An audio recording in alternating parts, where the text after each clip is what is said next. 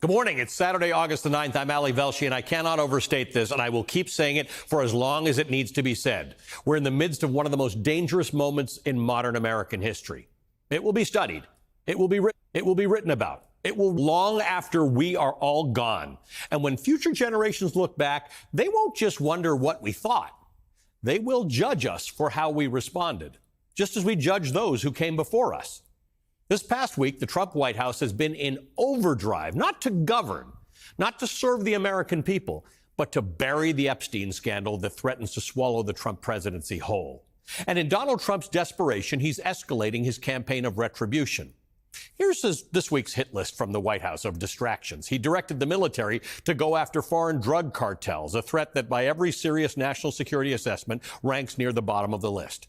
The sudden ousting of the supremely unqualified head of the IRS, who incidentally was the fifth head of the IRS since the beginning of Donald Trump's second term 6 months ago. Deploying the FBI to locate Texas lawmakers who stand in the way of the Republican plan to control future elections, which is puzzling because no federal law has been broken. Opening an investigation into one of his rivals in the Senate, issuing a federal subpoena against New York's Attorney General for the crime of doing her job and investigating Donald Trump's conduct. This isn't governing. This is the federal government hijacking and repurposed into two things: a damage control machine protecting Donald Trump from the Epstein fallout, and a tool of retribution punishing his perceived enemies. Let's talk about perhaps the most brazen escalation yet of Trump's revenge spree. On Friday, the Justice Department opened several investigations into New York Attorney General Letitia James, the same Letitia James who nailed Trump with more than $500 million in civil penalties over the Trump Organization's fraudulent business practices. There's now a grand jury looking into whether she somehow violated his civil rights or mishandled a Trump civil fraud case and a separate case involving the NRA. Separately, a so-called special attorney has been assigned to investigate mortgage fraud allegations against A.G. James and the Democratic Senator Adam Schiff, another Trump rival.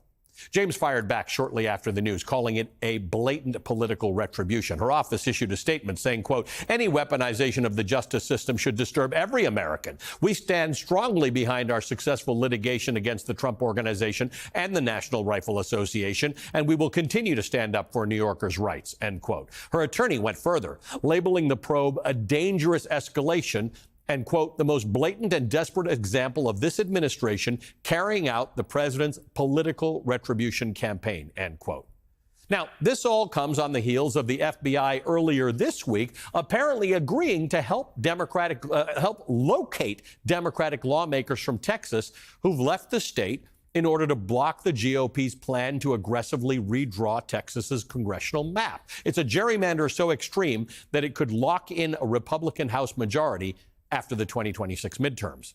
Trump and his allies are deploying the FBI, not to catch criminals, but to hunt down elected lawmakers for refusing to help Republicans rig the state's electoral map. These lawmakers, let's just be entirely clear here, have committed no federal crime. Their offense is standing up for their constituents' political voice. I also didn't know that you could just get the FBI to do whatever, regardless of whether or not any federal crime has been committed. We have sitting elected officials who are literally fighting autocracy in exile in America. This is not an ordinary day. It marks a dangerous turning point in our nation's modern history. And now Trump is urging Republicans in other states to follow suit and redraw their own electoral maps. By targeting the elected representatives of the American people, those Texas legislators, and an elected attorney general, an elected senator, Donald Trump is targeting American people. The message is clear. You have no say in how your government is run. This is what experts like Jason Stanley call competitive authoritarianism, in which our democratic and electoral processes are reduced to being nothing more than ceremonial relics.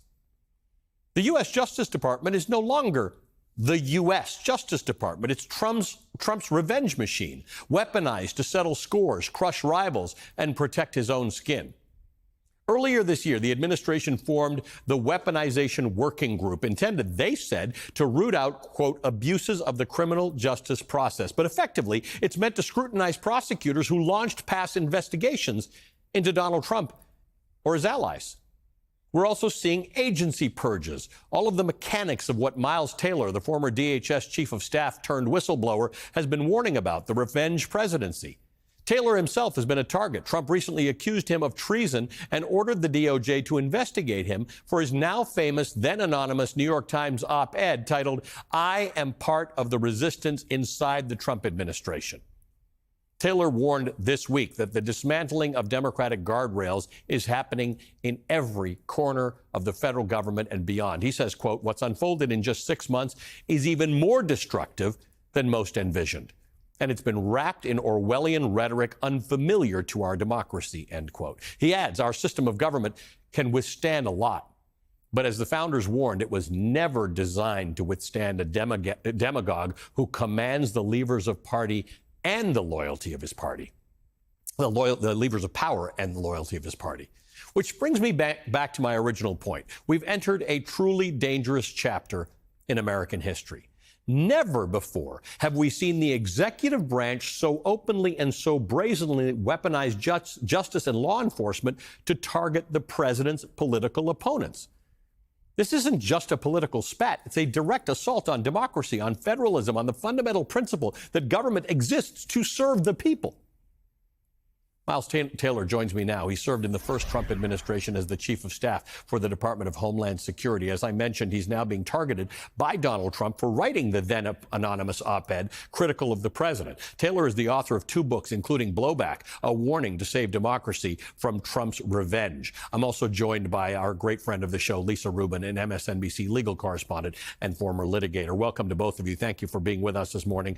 Miles, from what we're seeing in the last week, Donald Trump is targeting everybody, elected officials. He's weaponizing the DOJ. You're saying this is beyond the worst case scenarios that even you envisioned, and you've been a target of Donald Trump's for some time.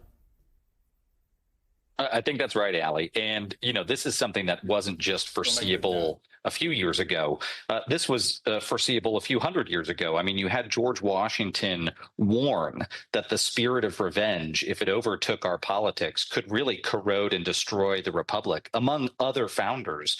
And here we are, we're living it. And the reason I think people are surprised, even the people who had predicted the sky might start falling, myself included, are surprised by how quickly this has all transpired. I mean, I did a rough calculation of the things that I predicted in Blowback would happen as part of the president's revenge campaign. And about 70% of them have already come to fruition in the first half year or so of his presidency. That's a breakneck pace that we didn't anticipate. What worries me is that other 30%, the things he hasn't done yet. And he's starting well down that path of weaponizing things like the spy powers of the United States government and other tools he hasn't used yet to go after his enemies. And we've seen that in just the past 2 weeks with the way he's used Tulsi Gabbard, his director of national intelligence, to go after the Obama administration and Obama officials, the DOJ picking up on that alley and launching a, quote, strike force to go after those officials. And even if none of these people are prosecuted, Ali, I'm living it right now and can tell you the process is the punishment. This is something I want to discuss with you at a little length, because that's the thing that people don't understand. Barack Obama, Letitia James, Adam Schiff, they all have a certain protection around them in that they were elected officials. There are certain fences around them. You weren't. You're a civil servant. They go after journalists. They go after civil servants. They go after people who, there are basic things that happen in your life when you get targeted by Donald Trump, let alone the Department of Justice or an investigation. You got to get lawyers. You got to get sometimes security. Somebody I know who's being sued by Donald Trump in a case that probably has no merit can't get a mortgage. They're basic things that happen to your life that are meant to dissuade you or others from doing the things that you have done. Yeah, I mean, look, they know that by merely adding you to the blacklist, Ali, they can destroy your life without having to bring charges, without having to do any of that. I mean, in our case, without exaggeration, we have more than 8 separate legal teams And you would think, why on earth do you have 8 separate legal teams? Well, we've got the folks that are focused on our legal defense against the executive order, but everything that's happened since then, our business imploded in the wake of it. We've had to bring legal teams on for that. We've had to update our estate documents in case, God forbid, something happens to me and my wife and someone has to take care of our daughter. We've had to go fight stalkers in court around the country, people who've taken Donald Trump's words literally that we've committed treason and should be punished with death. And the list goes on. I mean, we have these teams and they, even one legal team to go against one of these things can bankrupt you and ruin your life. And so we've realized that the only way we are able to defend ourselves and other people who are in this position are able to defend ourselves is to crowdsource that defense. And we're very lucky. I mean, we had an organization to help us launch something called End Presidential Revenge. It's endpresidentialrevenge.org as a place where whistleblowers who are being targeted can essentially get the support they need from a legal defense standpoint. That's not how things should be in this country. You shouldn't be in a position of having to worry that because of your public service or because of your dissent, that the president of the United States is going to be able to destroy your life with the stroke of a pen. And this is not something that I enjoy speaking about, Allie, but it's really important to me and my wife that we get out there every single day to let people know what this is really looking like, because our country is transforming before our eyes. And your opening here is probably one of the most concise ways I've heard that laid out since this all began.